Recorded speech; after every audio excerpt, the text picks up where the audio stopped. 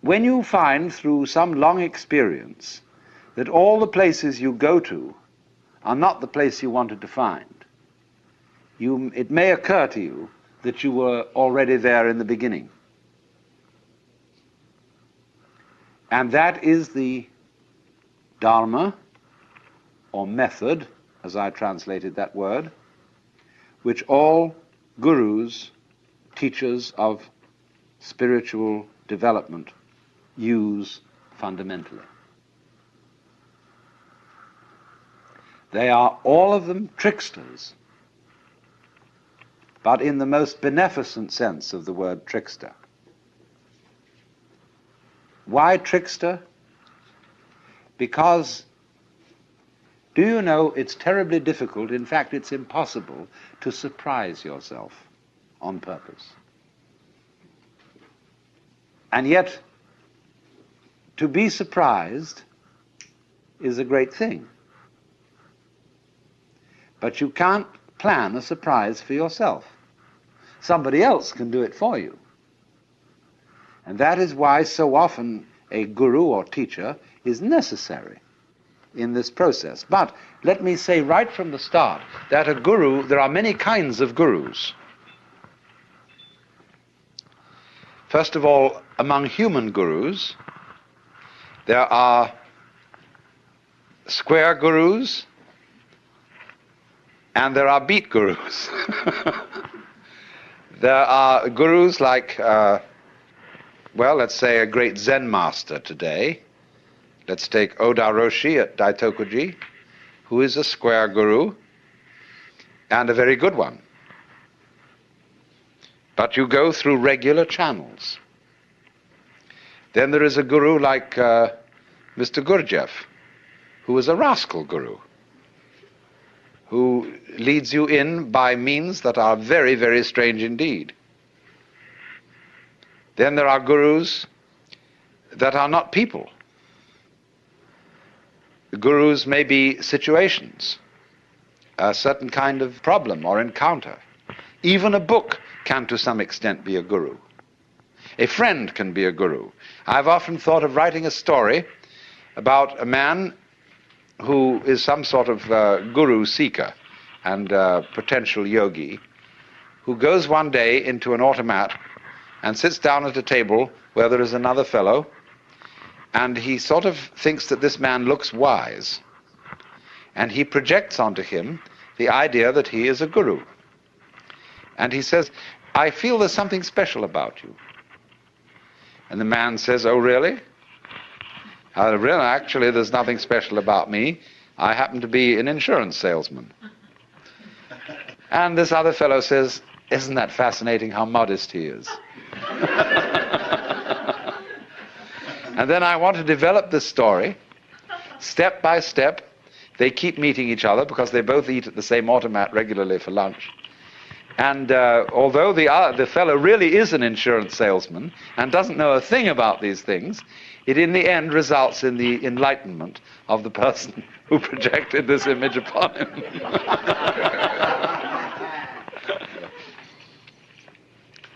So there are, as I say, many kinds of guru. But the problem of the guru is to show the inquirer in some effective way that he already has what he's looking for.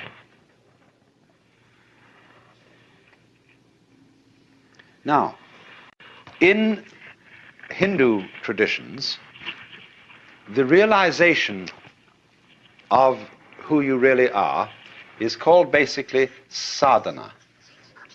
And sadhana means the discipline, the way of life that it's necessary to follow in order to escape from the illusion that you are merely an skin-encapsulated ego. And sadhana comprises yoga, from the root yug, which means to join. And so from that, in Latin, we get jungere, to join, and in English, junction, and also yoke. And junction is also the word union, you see. All this derives from this Sanskrit root, yug. A yoke is also a discipline. When you yoke oxen, that is a kind of a discipline. Now, strictly speaking, in the very strictest sense, yoga means the state of union, the state in which the individual self, what is called the Jivatman is approximately translatable as ego. Jivatman finds that it is ultimately Atman, which equals Brahman, the Supreme Self. So yoga is the state. The strictest meaning of yoga is the state of union, and a yogi means one who has realized that union. But we find that the word is not normally used in that way, in that strict sense. Yoga, in the normal way of use, means the practice of meditation whereby one comes into the state of union, and the yogi means one who is a traveler, a seeker, who is on the way to that point. But again, strictly speaking, there is no method to arrive at the place where you are. And no amount of searching will uncover the self. Because all searching implies the absence of the self. The big self, the self with a capital S. So that to seek it is to thrust it away, and to practice a discipline to attain it is to postpone realizing. There is a famous Zen story told of a monk who was sitting in meditation, and the master came along and said, "What are you doing?"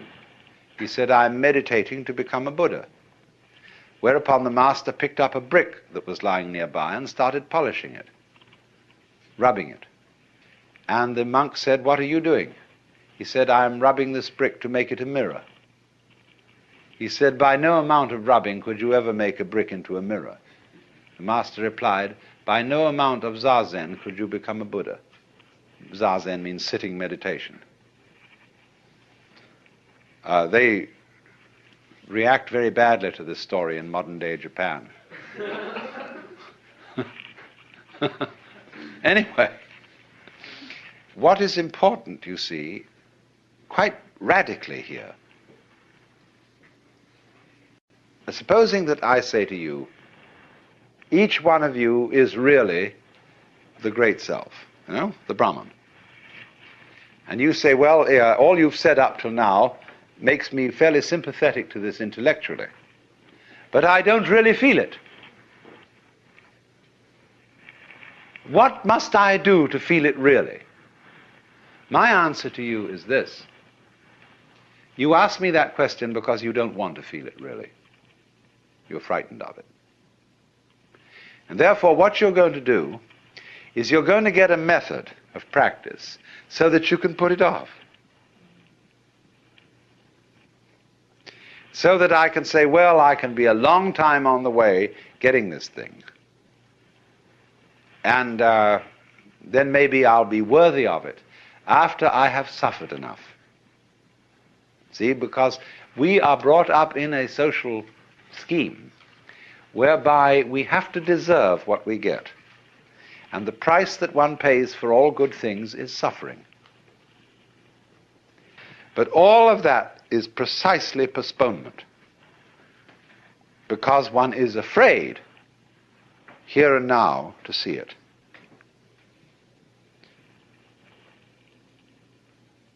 If you had the nerve, real nerve, you would see it right away. Only that would be, when one feels you shouldn't have nerve like that. Why, that would be awful. That would be, that wouldn't do at all. Because after all, I'm supposed to be poor little me. And I'm not really much of a muchness. And I'm playing the role of being poor little me. And therefore, in order to be something great, like a Buddha or a Jivan Mukta, one liberated in this life, I ought to suffer for it. So you can suffer for it. There are all kinds of ways invented for you to do this. And you can discipline yourself, and you can gain control of your mind, and you can do all sorts of extraordinary things. I mean, you can drink water in through your rectum and do the most fantastic things. But that's just like being able to run the 100 yards in 9 seconds, or push a peanut up Mount Tamalpais with your nose, or any other kind of accomplishment you want to engage in. There's absolutely nothing to do with the realization of the self. The realization of the self fundamentally depends on coming off it. You know, the sort of, when we say to people who put on some kind of an act, we say, oh, come off it. And some people can come off it. They laugh and say they suddenly realize, they were making fools of themselves, and they laugh at themselves and they come off it. So in exactly the same way, the guru, the teacher, is trying to make you come off it. Now, if he finds he can't make you come off it, he's going to put you through all these exercises, so that you'll, at the last time, when you've got enough discipline, and enough suffering, and enough frustration, you'll give it all up and realize you were there for the beginning and there was nothing to realize. But the guru is very clever. He says, all right, if this is the way you have to go, this is the way you have to go. You asked for it. You came to me. I didn't invite you, you see, the guru says. You came to me and said, I want to learn yoga. Well, he said, yoga is union. You're tattvamasi, you're that. Well, no, you say, I'm sorry, I don't understand that, because I only get it intellectually. I don't feel it. Oh, he says, you're one of those. So I see, I've got to satisfy you. The customer is always right. No? I've got to give you all this work to do, because you can't see directly that this is so. But he's looking at you in a funny way, you see. The guru is always saying to you, what are you doing? What's your game? Imagine, for example, a father confessor, and you feel terribly guilty that you've committed murders and robberies and adulteries and fornications and all kinds of arson and injury to people and financial shenanigans. And you go to this man and say, I am a terrible sinner. Oh, he says, really? He said, I have murdered somebody. He says, how many times? And you think, oh, good Lord, this man doesn't realize how awful I am. And you recite all these things. He's perfectly calm. And then you say to him, well, you don't seem to be very shocked. Well, he said, you haven't confessed any serious sins. He said, what do you mean by a serious sin? Well, he said, what do you think? Well, I don't know. I just feel wrong. I just feel there's something in the basis of me that tells me that I am not what I ought to be. Could it be that I'm spiritually proud? That I'm egocentric? He says, no, this is not. It's very usual. This is quite ordinary sin. But he says, you are guilty of something. Something really terrible. And what could that be? Well, I have no idea. Now he says, come on. Go deeper. What is the real sin you've committed? And you think, what, me? I, little me, could do something worse than murder, worse than spiritual pride? Just little me? I mean, I'm a reasonably well-intentioned person. What could that be? And he looks at you in a funny way. He says, you know. It's a kind of a Kafkaesque situation where you're accused of a crime that's not specified. And yet the accuser says, you jolly well know what you've done. Of course, we can't mention it. Because, it's like those laws that are on the books in the state of California and several other states where people are accused of the abominable crime against nature. Nobody knows what it is. I mean, it can't be mentioned. It's too dreadful to be talked about. So this guy does the same thing, but it's in a different dimension. You've done it. Now, what did you do? See, the real crime is that you won't admit you're God. That's false modesty. So the guru challenges, you see. He challenges you. If you raise the question, he doesn't go out and preach in the streets and say, come on, everybody, you ought to be converted. He sits down under a tree and waits. And people start coming around, and they offer him propositions. He answers back. And he challenges you in any way that he thinks is appropriate to your situation. Now, if you've got a thin shell and your mask is easily dispatched with, he simply uses what we might call an easy method. He says, listen, Shiva, come off it. Don't pretend you're this guy here. I know who you are. And the guy sort of twinkles a bit and says, well, I guess you're right. But the people aren't like that. They have very thick shells. And so he has to invent ways of cracking them. So here is how it goes. To understand yoga, you need to get hold of a good translation of Patanjali, the Yoga Sutra. I don't know which is the best translation. There are so many of them. It says, it starts out, now yoga is explained. First verse. And the commentators say now has a special meaning because it follows from something else that you're supposed to know beforehand. That you're supposed to be, in other words, a civilized human being before you start out on yoga. We don't teach yoga to baboons. And so you're supposed to have been disciplined in artha, kama, and dharma. In politics, sensuality, and dharma, justice. And then you can start yoga. Then the next verse is yogas chitta vritti nirodha, which means yoga is the cessation of revolutions of the mind. In other words, you can interpret that at many levels. Chitta meaning consciousness, like a pool, like water, like a reflecting pool.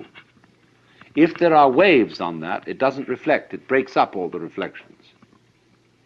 So stop the waves on the mind, and it will reflect reality clearly.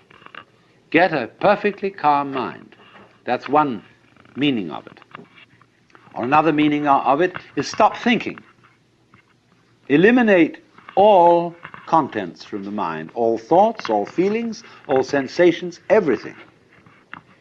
How will you do that? Well, it goes on to say you do it by certain steps. First of all, pranayama, which means the control of the breath. Pratyahara, which means preliminary concentration. Dharana, a more intense form of concentration.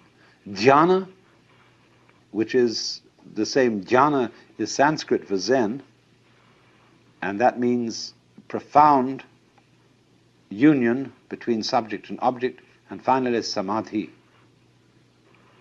which is way out. Now what's happening here? Control your mind. First of all, by breathing. Breathing is a very strange thing, because breathing can be viewed both as an involuntary and as a voluntary action. You can feel I breathe, and yet you can feel it breathes me. And they have all sorts of fancy breathing ways in yoga. They are very amusing to practice, because you can get very high on them. So they set you at these tricks. And of course, if you are bright, you may begin to realize some things at that point. If you're not very bright, then you'll have to go on. And so next they really get to work on concentration. Concentrate the mind on one point. Now this can be an absolutely fascinating undertaking. I suggest that you try it this way if you want to make experiments. Select a highlight on some bright, some polished surface, copper or glass or something, where there's a little tiny reflection, say of a candle or an electric light bulb. Look at it and put your eyes out of focus, so that the bright spot appears to be fuzzy. A fuzzy circle. Now look very carefully at the design in the fuzzy circle and see if you can make it out. There is a definite pattern of blur, and you can have a wonderful time looking at that. Then go back, get your eyes into focus, and look at intense light. And you can go into it, and into it, and into it. Like you're falling down a funnel. And at the end of that funnel is this intense light. And go down, go in. It's the most thrilling experience. Then suddenly the guru wakes you up and says, "What are you doing that for?" Well, because I want realization. Why? Because we live in a world of, if we identify ourselves with the ego, we get into trouble, we suffer, we're in a mess. He says, "Are you afraid of that?" Yes. So then all that you're doing to practice yoga is based on fear. You're just escaping, you're running away. How do you think you can get realization through fear? Now, there's one to think about. So you think, well, now I've got to go on with my yoga practice, my concentrations, my exercises, but not for a fearful motive. And you know that guru, he's watching you, and he's a very, very sensitive man, and he knows when you're doing, always knows what your motive is.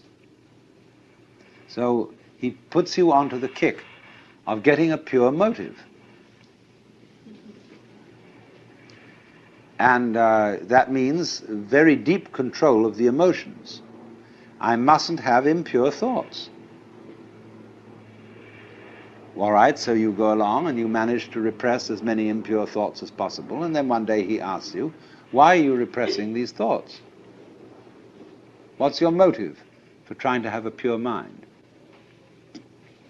And you find out that you had an impure motive for trying to have a pure mind.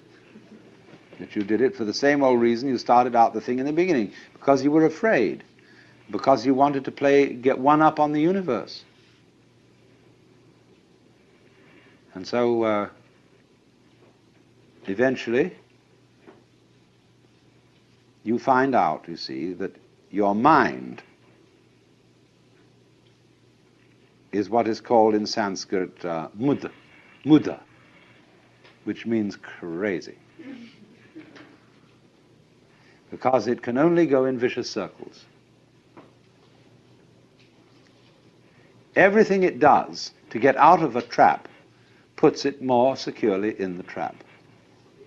Every step in the direction of liberation is a new tie-up. So that you started, with molasses in one hand and feathers in the other. That was the original situation of man. The Guru made you put them together, see, like that, and said, now pick the feathers off. And the more it is, the more of a mess the whole thing gets. So you get involved and involved and involved by this process. And he, in the meantime, you see, has been telling you, yes, you made a little attainment today, but it was only the 8th stage, and there are 64 altogether.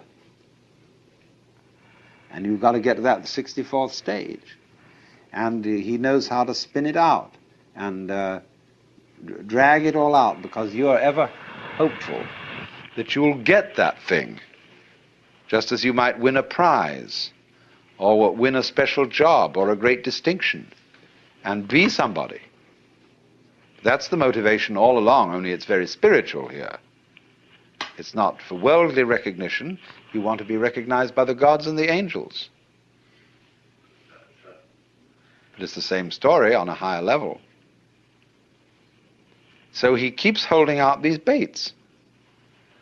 And as long as the pupil falls for them, he holds out more baits. Until after a while, the pupil gets the realization that what he's doing is running faster and faster in a squirrel cage. That he's making an enormous amount of progress and getting nowhere. Like in Alice Through the Looking Glass.